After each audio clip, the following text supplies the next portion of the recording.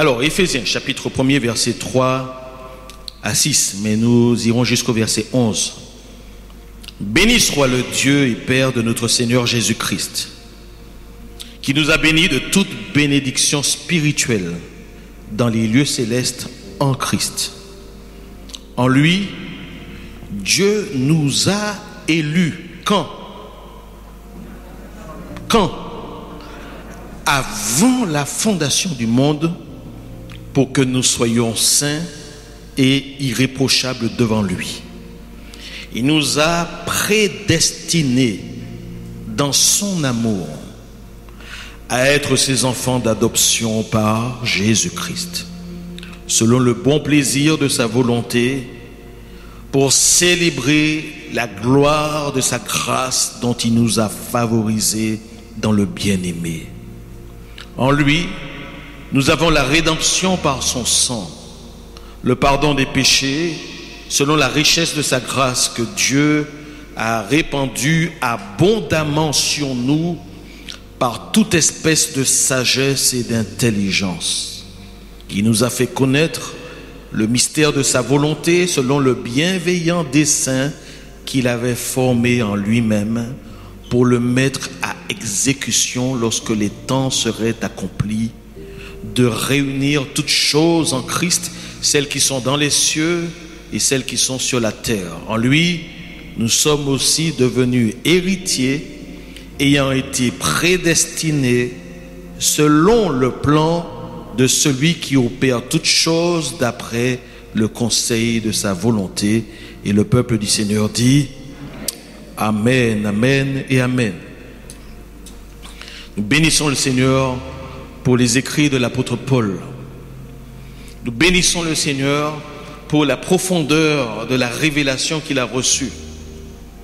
Certains disent que le livre des Éphésiens est un des livres les plus profonds de tout le Nouveau Testament et j'en suis totalement d'accord. Et en ce temps où on se pose des questions sur le futur, notre futur, il est bon toujours de revenir au passé.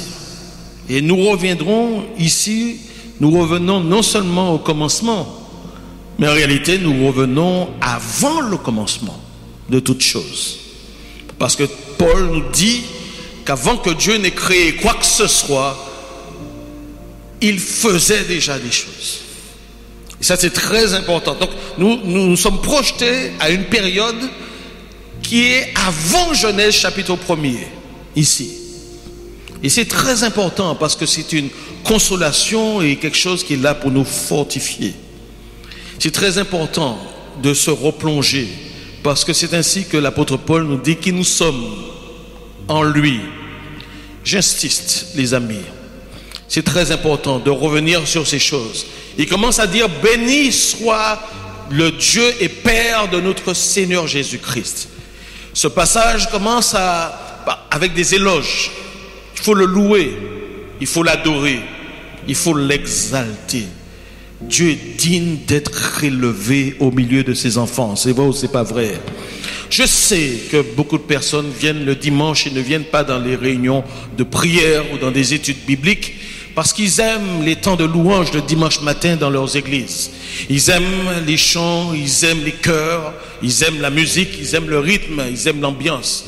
Mais il y a une grâce de chrétiens qui ne vient pas et qui ne loue pas Dieu parce qu'il y a de la musique. Même sans musique, ils veulent louer Dieu parce qu'ils aiment Dieu, parce que Dieu est digne de recevoir la louange et l'honneur. Même s'il n'y a pas de belles voix, mais ils sont pas là pour écouter de belles voix, ils sont là pour élever leur Dieu. Donc il y a une race de chrétiens qui vient pas simplement pour l'ambiance dans une église, mais qui viennent parce que Dieu est digne d'être ovationné, digne d'être magnifié. Est-ce qu'il mérite une acclamation, ce grand Dieu? Alléluia! C'est pour toi, Seigneur, ces acclamations ce matin. Nous sommes dans une reconnaissance de son amour. Alléluia! Et je rends grâce au Seigneur. Il dit, béni soit le Dieu et Père de notre Seigneur Jésus-Christ, parce qu'il nous a bénis de multiples bénédictions. C'est vrai ou c'est pas vrai? Non, c'est pas vrai, c'est faux. Il ne nous a pas bénis de multiples bénédictions. Il nous a bénis de toutes bénédictions. Il nous a bénis de toutes bénédictions. Est-ce qu'ensemble on peut dire toutes? Toutes, c'est toutes, c'est toutes, c'est toutes, c'est tout, c'est tout. C'est toutes. Il nous a bénis de toutes bénédictions. Je sais que certains se posent des questions, mais c'est la vérité. Tu sais, tu peux aller dans un centre commercial et puis chercher un produit. Et tous les produits sont là et puis tu peux te servir. Mais tout est là. Tu n'es pas obligé de tout prendre. Mais tout est là. Tu sais, Dieu nous a bénis de toute bénédiction spirituelle. Il nous a bénis de toute bénédiction spirituelle. Et donc tout est disponible. Tout est disponible. Tout ce qui nous manque, c'est de se servir par la prière et dans la foi. Seule la foi récupère ce que Dieu nous a réservé, mais nous sommes bénis de toute bénédiction spirituelle. Alléluia. Est-ce que tu peux dire avec moi, je suis béni de toute bénédiction spirituelle? Ceux qui ont peu de foi prennent peu. Mais ceux qui ont beaucoup de foi prennent beaucoup. Mais il n'y a rien qui ne te soit refusé dans le royaume de Dieu. La limite, c'est toi qui la fixes. Mais tout est disponible. Est-ce qu'on peut le dire ensemble? Tout est disponible. Tout ce que tu peux imaginer ou penser est disponible parce que Dieu a déjà tout donné. Alléluia. Seule la hauteur de notre foi fixe les limites de ce que nous prenons. Mais Dieu a tout donné. Et ce sont des bénédictions qui sont spirituelles. Elles sont données depuis les lieux célestes. Dieu a signé un chèque. T'a donné un chèque. Il a signé quoi? Un chèque en blanc. Et c'est toi qui décides du montant de ce que tu dois mettre dessus. C'est ta foi et ton niveau de foi qui décide du montant que tu veux mettre dessus. Mais tout a été donné, c'est un chèque en blanc. Alléluia. Et c'est la hauteur de la foi qui décide de ces choses. D'où viennent ces bénédictions? Elles viennent des lieux célestes. Célestes. C'est la raison pour laquelle l'apôtre Paul est extrêmement heureux. Il dit, béni soit le Dieu de notre Père, Jésus, le Dieu et Père de notre Seigneur Jésus-Christ.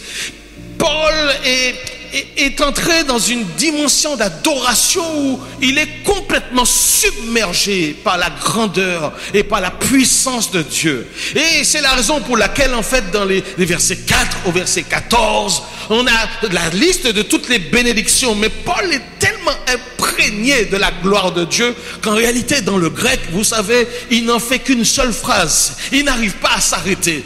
Il fait les deux versets 4 au verset 14. Dans nos Bibles, vous avez des phrases différentes.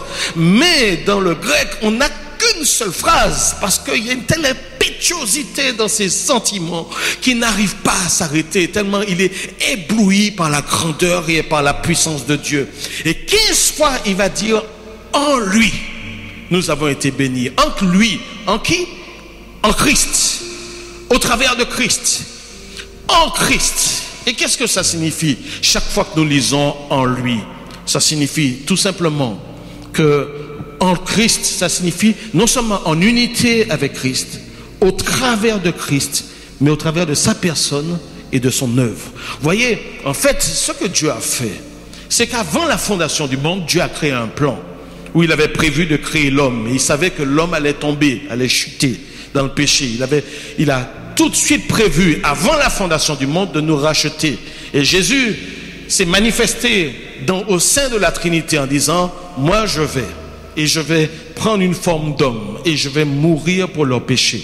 Je vais endosser leurs péchés, la responsabilité de leurs péchés, et je vais mourir à leur place, de sorte que ta loi, Père, ne pourra plus les condamner puisque j'aurai porté leurs péchés et je vais payer pour leurs péchés. Et c'est ainsi qu'ils seront libres de toute condamnation.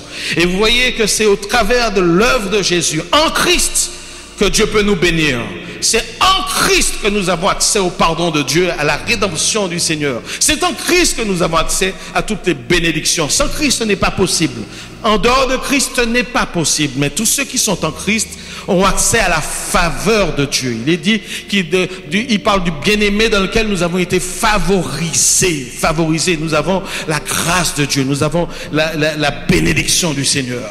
Et il va ajouter une chose, il va dire, en lui, Dieu nous a élus avant la fondation du monde, pour que nous soyons saints et irréprochables devant lui. En Christ, Dieu nous a élus. Et c'est la base, et c'est la fondation de toute bénédiction. On parle ici d'élection, on parle ici de choix, on parle ici de souveraineté de Dieu. C'est un choix qui vient de Dieu. Tu es ici parce que Dieu t'a choisi pour lui appartenir. Tu es ici parce que Dieu t'a élu pour lui appartenir. Et ça, c'est quelque chose d'extraordinaire. Et c'est en Dieu que nous avons, en Christ que nous avons été choisis. En Christ, Dieu nous a élus. Et ça, c'est très important. Certaines personnes voient ces versets et pensent que le fondement du choix de Dieu, c'est nous. C'est-à-dire qu'avant la fondation du monde, Dieu saurait dans son omniprésence que nous serions saints et nous deviendrons irréprochables à ses yeux. Mais ça, c'est faux. Faux.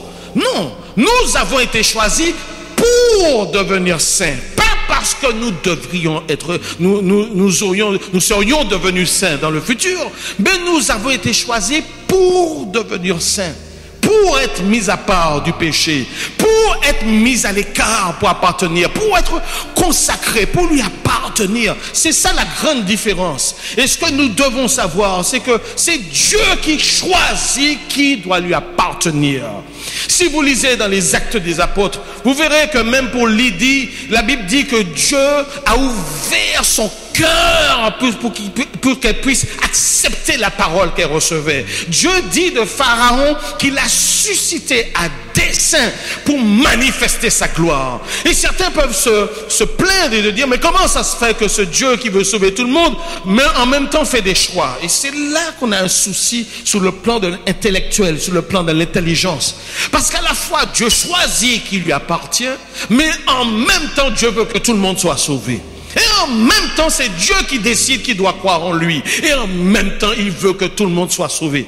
C'est le combat, c'est la tension qui existe entre ce qu'on appelle la souveraineté de Dieu, qui décide comme il veut, et la responsabilité humaine, où chacun est responsable de ses choix, puisque nous avons été créés libres, avec le libre arbitre. Là, certains se disent, mais on a deux choses qui sont antagonistes, là, deux choses qui s'opposent. Oui, ça s'oppose, mais il y a un équilibre parfait dans ces choses. On a deux choses qui semblent s'opposer et pourtant il faut garder les deux parce que la Bible dit les deux en même temps.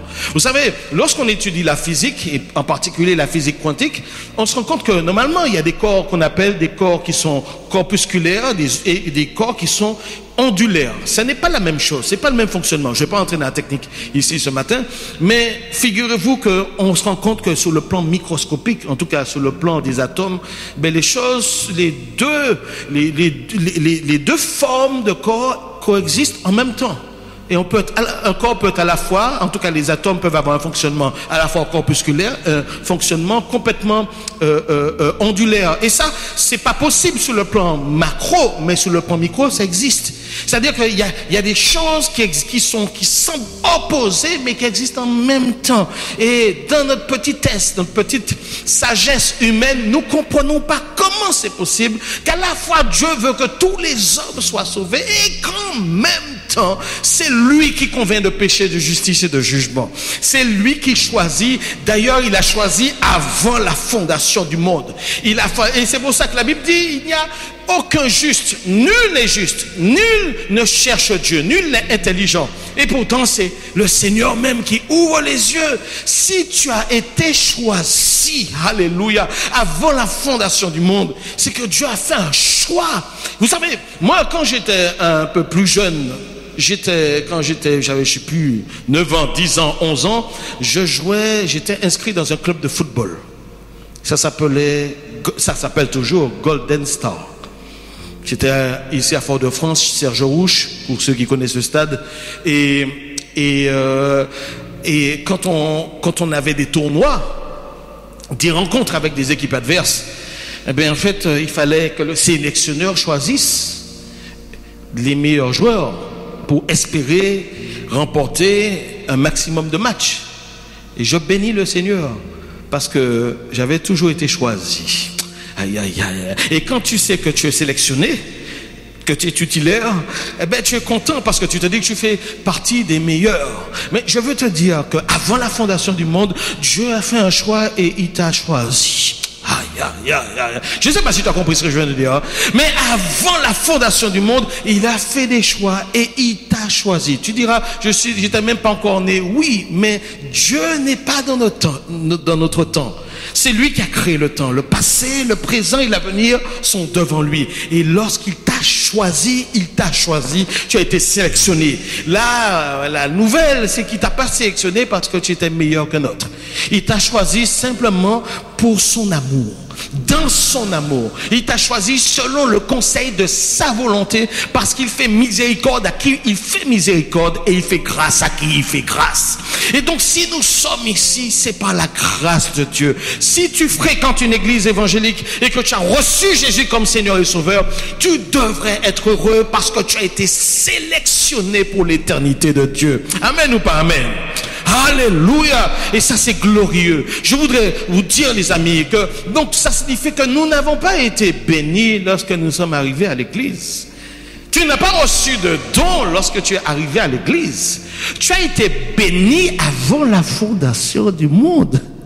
Alléluia. Ta bénédiction revient de plus loin que ça. Ton choix a été fait bien plus loin qu'avant que tu reçoives Jésus comme Seigneur et Sauveur. Nous avons reçu des dons spirituels et lorsque nous sommes nés, parce que Dieu nous avait déjà choisis et il n'y a rien que nous puissions faire. Et c'est pour ça que des chrétiens, on a des soucis, on se pose des questions, mais certains se posent des questions. Pourquoi? Comment considérer que je suis béni? La réalité, c'est que nous parlons de choses spirituelles. Et lorsqu'on parle de choses spirituelles, on est opposé à ce qui fait partie de la vue, ce qui fait partie des sens. Vous savez, il y a un événement, l'événement le plus important qui a eu lieu au sein de l'humanité, c'est la crucifixion de Jésus. C'est ce jour où Dieu a sauvé tout le monde. C'est le jour le plus important d'ailleurs qui aurait dû marquer le calendrier de toute la terre.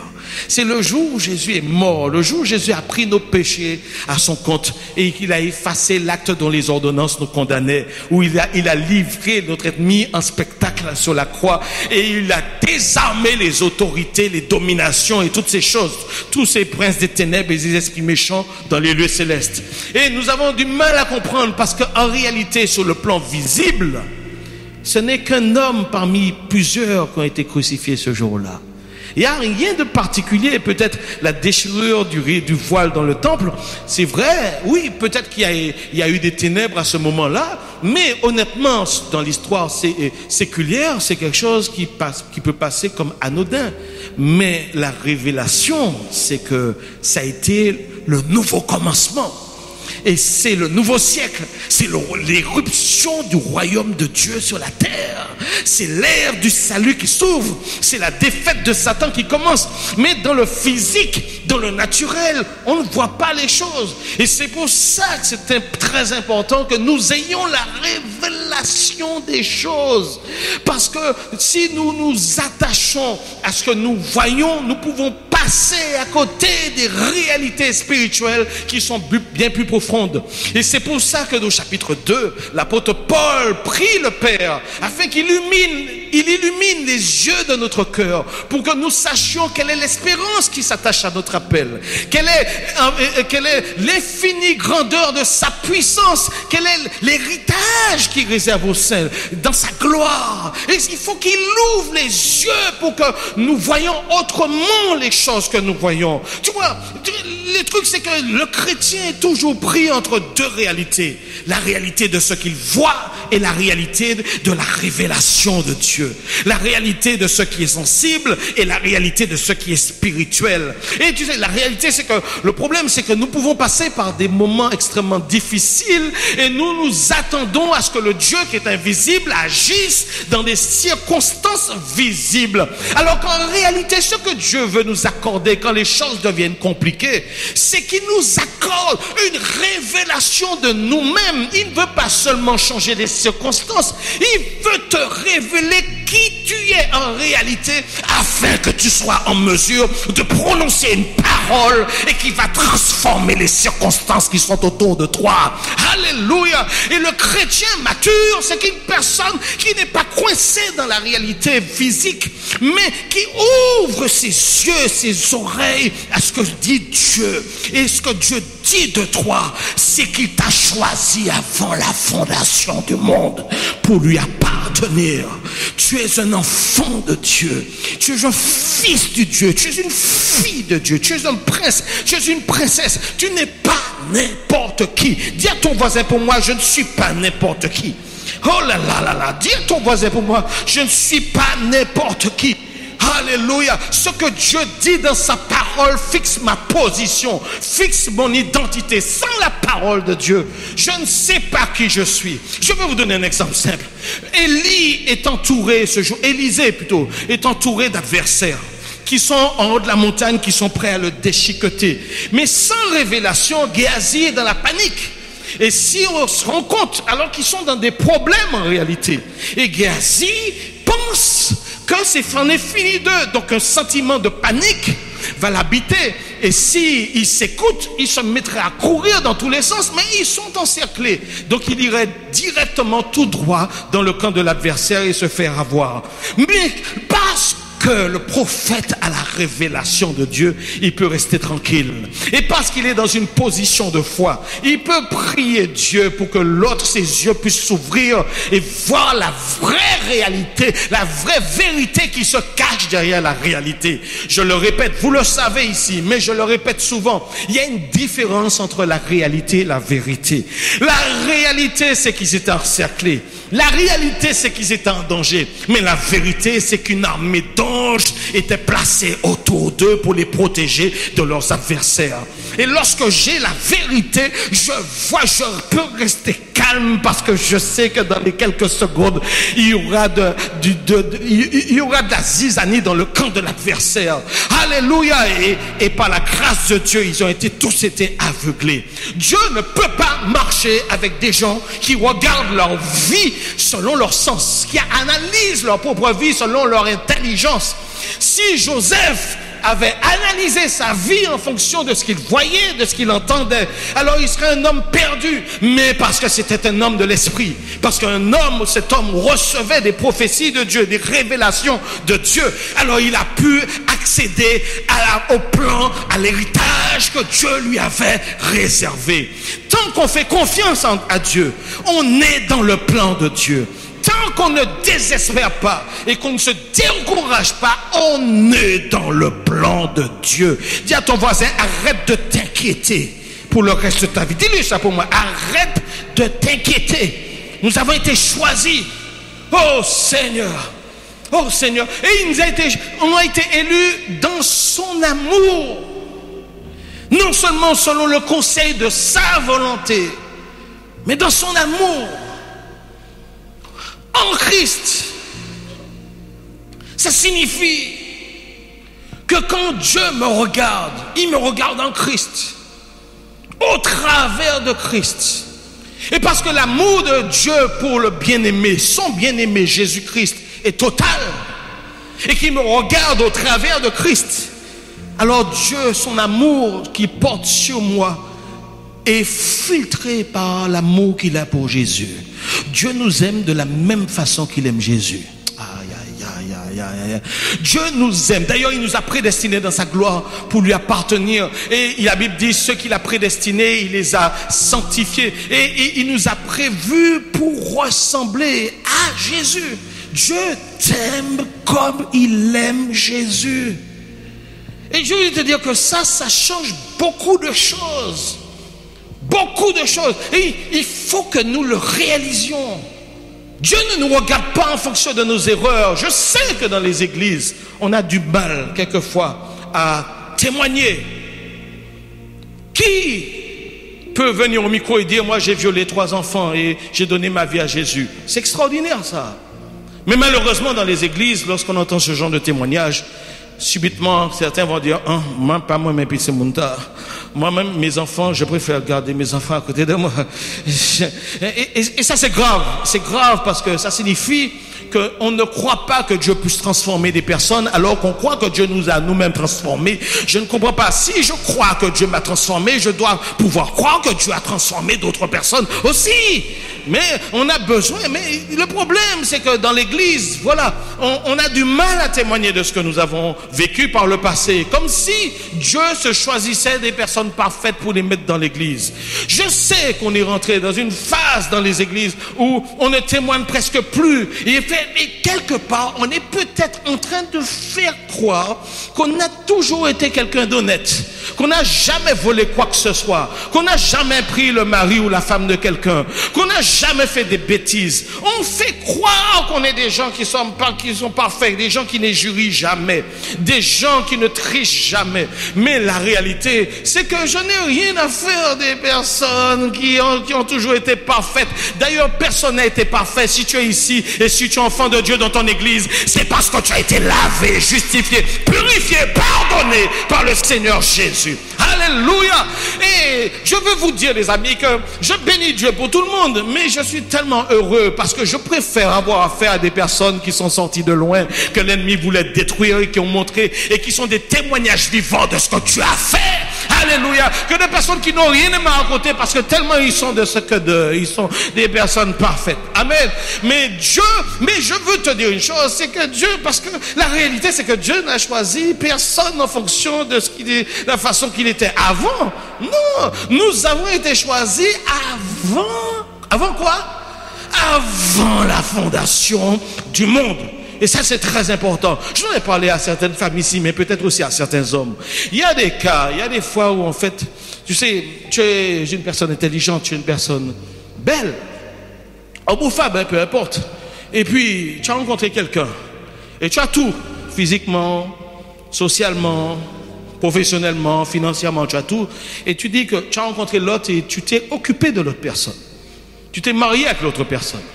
Si tu es une femme, tu lui as peut-être donné 2-3 enfants. Et les choses ont été parce que tu es quelqu'un de bien. Et le problème, c'est qu'on peut imaginer, parce qu'on est quelqu'un de bien, qu'en fait, et parce qu'on fait ce qu'il faut. Si on est une femme, peut-être on accueille son mari le soir avec un beau repas, parce qu'on fait la vaisselle, on s'occupe de la maison, on s'occupe des enfants, et que l'autre doit être content. Donc on se dit, on a fait ce qu'il faut. Si on est un homme, peut-être qu'on s'est dit, bon, ben j'ai construit une maison pour mon épouse. J'ai fait ce que je lui ai même offert une voiture. J'ai fait tout ce qu'il faut. Et puis je suis attentif, je suis attentionné, je l'amène de temps en temps au restaurant et tout va bien. Et on se dit, normalement, les choses devraient aller. Et puis je suis pas mauvais, je suis pas un sale type et je ne frappe pas ma femme. Donc on se dit que les choses devraient aller. Et puis subitement, on voit que l'autre commence à porter son regard ailleurs. Et puis, que ce soit l'homme ou la femme, peu importe. Et puis, l'autre porte son regard ailleurs et puis l'autre s'en va avec une autre personne. Et des fois, l'autre personne, c'est peut-être une femme qui a 5 enfants et qui n'a rien dans la situation et qui n'a pas la gentillesse que tu as. Et tu te pètes la tête parce que l'autre est parti. Tu te pètes la tête parce que l'autre est parti, parce que l'autre est allé construire sa vie avec une personne qui ne semble pas avoir les mêmes atouts que toi. Et tu ne comprends pas. Et tu n'arrives pas à faire le deuil de cette relation parce que tu ne comprends pas pourquoi l'autre a choisi une autre personne qui a moins d'avantages que toi. Et ça te frappe. Et ça te frappe comme un marteau sur l'esprit. Mais la réalité, c'est que des gens sont avec nous pas parce que nous leur offrons des choses, c'est parce que des gens, chacun fait ses choix. Et des gens prennent des décisions. Les gens prennent des décisions. Pas sur l'intellect, Mais des gens prennent leurs décisions. Je veux te dire, frère, sœur, avance maintenant. Avance maintenant. Ne laisse pas des personnes qui ont fait des choix. Et n'arrête pas de te poser la question. Arrête de te poser la question. Est-ce que quelqu'un a travaillé? Est-ce que quelqu'un a fait un travail de sorcellerie pour me séparer de l'autre? Arrête ça. Les gens font leur choix. Et toi, tu as été choisi avant la fondation du monde. Je te dis, maintenant, tu avances maintenant. Parce que Dieu n'est pas le genre de personne qui te regarde et qui t'a choisi en fonction de ce que tu avais de bien. Dieu t'a choisi parce qu'il t'aime et parce qu'il t'a aimé tel que tu es. Et je veux te dire il faut que tu construises ta vie avec personnes qui t'aiment tel que tu es. On n'a pas à se vendre pour être avec une autre personne. On n'a pas à se faire de la publicité pour être avec une autre personne. Si une personne ne te veut pas tel que tu es, alors dis-lui bye bye, m'a pas besoin de ça. J'ai simplement besoin d'une personne qui m'aime tel que je suis, avec mes défauts et mes qualités. C'est seul Dieu qui peut me changer. Personne d'autre ne peut me changer. Au nom puissant de Jésus-Christ de Nazareth. Alléluia. Alléluia. Dieu n'a pas fait des choix sur tes qualités, sur tes défauts. Dieu t'a choisi par amour dans sa propre volonté, selon son seul dessein. Il n'y a rien en nous qui pourrait plaire à Dieu. Et j'aime ça, parce qu'il n'y a rien que je puisse offrir à Dieu pour qu'il puisse m'aimer. Et jusqu'à présent, il n'y a rien que je puisse offrir à Dieu pour qu'il puisse m'aimer. Il m'aime, c'est tout. C'est sa décision. Il faut que tu marches avec des personnes qui t'aiment simplement pour ce que tu es et pas pour ce que tu as. Alléluia. Et ça c'est le véritable amour. Et il est gratuit. Et il demande rien en retour. Je voudrais terminer avec un point. Alléluia. Parce que nous sommes toujours ici coincés entre le spirituel et puis le naturel. Il y a des bénédictions qui ne pourront arriver dans nos vies et nous se manifester seulement parce que nous nous mettons en accord avec le domaine spirituel. Je voudrais te dire, mon ami, alléluia, que lorsque Dieu t'a choisi avant la fondation du monde, il t'a fait des dons. Et la Bible nous dit que Dieu ne se repent ni de ses dons ni de son appel. Parce que s'il le fait simplement, c'est simplement parce qu'il connaît déjà chaque jour de ta vie. Dieu ne va pas arriver à l'âge de 45 ans ou de 60 ans et te dire, tu t'es mal comporté, je reprends mon don. Non, Dieu savait.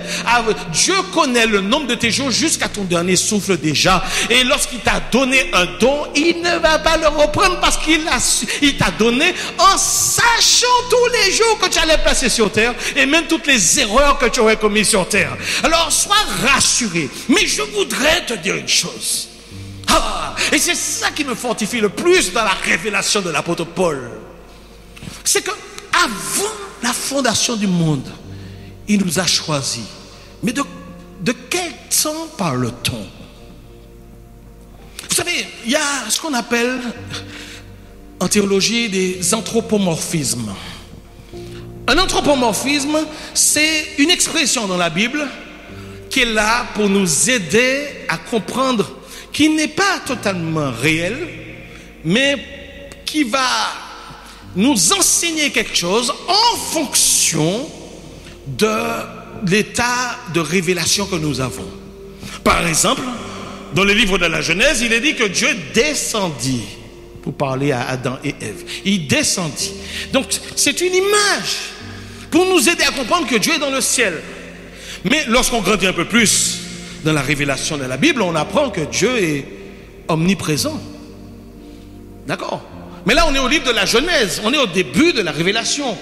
Mais lorsqu'on a une Bible en main, on a déjà appris que Dieu est omniprésent, que Dieu n'a pas besoin de se déplacer. Aïe, aïe, aïe. Tu m'entoures par devant, par derrière. Il sait toutes choses. Donc, c'est une image. Mais il ne faut pas imaginer Dieu qui se déplace pour venir voir Adam et Ève. Satan se déplace, mais Dieu n'a pas besoin de se déplacer puisqu'il remplit tout en tous. Parce qu'il remplit à la fois le premier ciel, le deuxième ciel et le troisième ciel. Donc, c'est une image. C'est ce qu'on appelle un anthropomorphisme. Une image pour nous aider à comprendre une notion. C'est pour montrer à quel point que le péché était en bas et que Dieu est dans la sainteté et qu'il doit descendre au niveau d'Adam et Ève. On retrouve la même notion dans la tour de Babel, parce que eux essayent de monter avec leur tour, mais Dieu doit descendre pour voir ce qu'ils font. Mais ce sont des anthropomorphismes. Et vous avez ici la notion d'élection. Dieu nous a choisis. Et on a l'impression qu'on se retrouve comme dans un supermarché où on doit choisir un produit parmi plusieurs produits. Mais comme s'il y avait juste un certain choix à faire. Mais en fait, En fait, comme si il y avait un moment donné où Dieu nous aurait choisis. Mais c'est un anthropomorphisme. Parce qu'en réalité, avant que Dieu ne crée l'univers, avant Genèse 1:1, le temps ne commence réellement que lorsqu'il y a des objets créés. Le temps ne commence réellement, le temps commence réellement lorsque Dieu créa les cieux et la terre. C'est là où le temps a commencé. Et il y a eu un jour, il y a eu un matin. Mais avant ce premier jour, Dieu était déjà là. Et est-ce que c'était le temps? Non, il n'y avait pas de temps là. On est dans une sorte d'éternité. Et donc, Dieu nous dit, avant la fondation du monde, c'est-à-dire avant le temps zéro, il nous avait déjà choisis. Écoute-moi bien. Je ne sais pas si tu comprends ce que je veux dire. Je ne sais pas si Dieu est en train de t'ouvrir, que Dieu nous ouvre les oreilles spirituelles pour que nous comprenions ce que la parole de Dieu dit. C'est-à-dire que on apprend dans la Bible que Dieu sait toutes choses. On appelle ça l'omniscience de Dieu. Il sait tout d'avance. D'accord? Bien. Donc, ça signifie que s'il est un être qui connaît tout d'avance, c'est-à-dire qu'il n'y a rien qui puisse apprendre de nouveau. Est-ce que tout le monde comprend ça? Il n'y a rien qui ne puisse apprendre de nouveau, parce que sa connaissance est exhaustive, elle est totale. Autant que sa sainteté, autant que sa puissance, tout est à l'extrême en lui, dans la perfection absolue, comme on dit. Donc, si la Bible dit que Dieu nous a choisis avant la fondation du monde, et que ça se situe dans une époque avant la création du temps, et qu'en même temps, Dieu ne peut rien connaître au fur et à mesure, mais que sa connaissance est totale, ça signifie que de toute l'éternité qui a précédé la création du temps, de toute l'éternité, depuis que Dieu existe, et comme Dieu a toujours existé, mais d'éternité en éternité, il nous avait déjà choisis. C'est-à-dire, il n'y a pas un moment où il s'est dit, bien, je vais choisir Marie-Claude, tiens, je vais choisir Pascal. Tiens, non. Depuis que Dieu existe, c'est-à-dire depuis l'éternité de l'éternité, des siècles et des siècles et des siècles et des siècles, tu étais déjà dans le cœur de Dieu. Alors je ne comprends pas pourquoi on doit s'en faire, parce que de toute l'éternité, nous étions déjà dans le cœur de Dieu. Nous avions été déjà choisis. Et c'est pour ça que je ne comprends pas pourquoi nous pouvons avoir peur de notre adversaire qui nous attaque chaque jour, alors qu'en réalité, on est dans le cœur de Dieu depuis l'éternité. Je déclare et je proclame au nom de Jésus que personne ne peut s'opposer à toi au nom de Jésus, parce que tu es dans le cœur de Dieu d'éternité en éternité. C'est-à-dire qu'il a toujours pensé à toi, il t'a toujours voulu, il t'a toujours désiré et il t'a éternellement élu en lui. C'est-à-dire que tu fais partie de Dieu depuis l'éternité de l'éternité. Alléluia. Personne ne peut s'opposer à ceux qui sont choisis par Dieu. Personne ne peut s'opposer à ceux qui sont aimés de Dieu. Personne ne peut t'empêcher de recevoir ce que Dieu a prévu pour toi. Et je finis avec cela, parce que c'est dans cette éternité qu'il t'a déjà béni de toute bénédiction spirituelle. Aïe. Seigneur. Ça en bagaille peut-être être moi là. Écoute-moi bien. Parce que là, on est dans une dimension de foi là.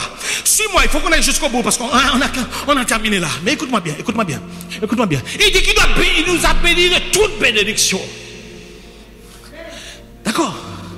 Quand je vais en grande surface pour prendre de la nourriture, je ne dévalise pas toute la grande surface. Je ne veux pas prendre tous les poulets qu'il y a dans la grande surface. Ça n'a pas de sens. Je sais que je vais revenir dans 2 semaines. Si je suis un gros vorace, je reviendrai dans 2 jours, parce que il y a des personnes, quand ils remplissent leur frigo, leur réfrigérateur, ils ne savent pas voir un réfrigérateur rempli. Quand nous étions jeunes, avec mon frère, on était, comment dirais-je, des voraces, tu comprends? C'est-à-dire que tu sais pas, les parents ne savent pas mettre un truc là, il faut qu'on mange tout de suite, tu comprends? Voilà. Mais lorsqu'on est adulte, Oui, je sais que tu ris parce que tu sais de quoi je parle. Hein? Okay? Mais lorsqu'on est adulte, tu prends juste ce dont tu as besoin pour quelques jours pour tenir. Tu sais que tu vas revenir. Tu sais en fait que les choses seront là et que tu pourras à nouveau te resservir. En fait, tu sais qu'il y a des périodes où tu vas t'approvisionner. Et en fait, en réalité, c'est que Dieu a prévu des périodes pour nous donner ce dont nous avons besoin. C'est-à-dire que Dieu a prévu des saisons pour que nous puissions récupérer tout ce qu'il nous a déjà donné. Ah là là là là là. C'est-à-dire que toi, tu dis aujourd'hui, je ne vois pas que je suis béni de toute bénédiction spirituelle. La réalité, c'est qu'il a déjà tout donné. Mais il y a des choses qu'il faut prendre dans des saisons. Il y a des choses qui sont réservées pour des saisons bien précises de ta vie. Et tu sais comment Dieu fait? Parce que si tu regardes à ta vie aujourd'hui, elle peut être contraire à ce que Dieu a prévu pour toi. Et comme Joseph qui est au fond d'une prison et qui ne peut pas imaginer que d'un instant à l'autre, il sera le premier ministre d'Égypte. Parce que si on regarde les quatre murs, eh bien, c'est ce que Satan fait. Satan essaye d'agir sur le visible pour que tu ne vois pas ce qui t'est réservé dans le spirituel. Mais si tu apprends à ne pas regarder ta situation avec tes yeux, avec tes sens, mais que tu apprends à regarder la situation avec la promesse de Dieu, tu peux dire béni soit le Seigneur. Parce que tu peux dire béni soit le Seigneur. Et même si aujourd'hui tu as attaqué, tu sais que parce que tu es choisi avant la fondation du monde, tu sais déjà que ça doit cesser. Et que Dieu permet ça pendant un certain temps, mais que lorsque Dieu dit stop, eh ben c'est stop maintenant. Lorsque Dieu dit Satan s'arrête maintenant, ils sont obligés d'arrêter. Parce que Dieu est au contrôle de toutes les épreuves que nous traversons. Mais je sais une chose, c'est que Dieu fait une chose. Et il a une façon de faire ces choses, c'est qu'il nous accorde une vision. Il t'accorde une vision. Et c'est pour que tu puisses t'accrocher, que tu arrêtes de regarder aux quatre murs. Mais il te dit que très tôt, il te dit que tes frères et tes parents vont se prosterner devant toi. Il faut que tu t'accroches à la vision. Parce que la vision, c'est ce que Dieu a préparé pour toi. Et cette vision doit se mettre en place dans des saisons bien précises. Et si tu te regardes au fond de la prison, tu as l'impression que tu n'es pas béni. Mais la réalité, c'est que Dieu est en train de poursuivre son plan. Parce que tant que tu fais confiance à Dieu, il est en train d'avancer son pion sur l'échiquier jusqu'à la fin, Satan soit échec et mat. Et c'est ça la réalité. Et donc je sais une chose, c'est peu importe ma situation d'aujourd'hui, je sais que je suis béni. Je sais que je suis béni de toute bénédiction spirituelle dans les lieux célestes. Est-ce que tu peux dire que moi je suis béni? Est-ce que tu peux dire que moi je suis béni? Et je sais que mes bénédictions sont en train d'arriver parce qu'il y a des saisons qui sont prévues pour que je récupère ce qui m'a été déjà donné à cause du sacrifice de Jésus. Donc nos bénédictions sont en route, les amis. Nos bénédictions futures sont en route. Ce que Dieu a dit sur ta vie va se mettre en place pourvu que tu arrêtes de regarder avec tes yeux, avec tes sens, ta situation d'aujourd'hui, mais que tu t'accroches à ce que Dieu dit de toi. Et tu es un enfant de Dieu. Tu es prévu. Tu as été désiré. Tu as été voulu.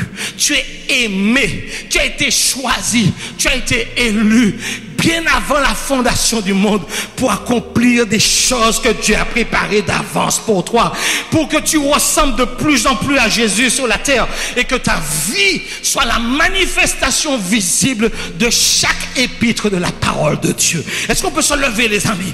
Alléluia! Alléluia! Alléluia! En Christ. Est-ce qu'on peut dire ensemble? En Christ. En Christ. Je suis choisi. J'ai été choisi dans l'éternité de Dieu. Dieu a toujours pensé à moi. Et peu importe les épreuves que je traverse aujourd'hui, le plan de Dieu va se mettre en place. Il se met en place. Et mes bénédictions sont à venir. Elles sont en route. Et à chaque saison, je vais ravir l'héritage que Dieu a prévu pour moi. Je refuse de croire que je suis bloqué. Je refuse de croire que Satan a le pouvoir de m'arrêter.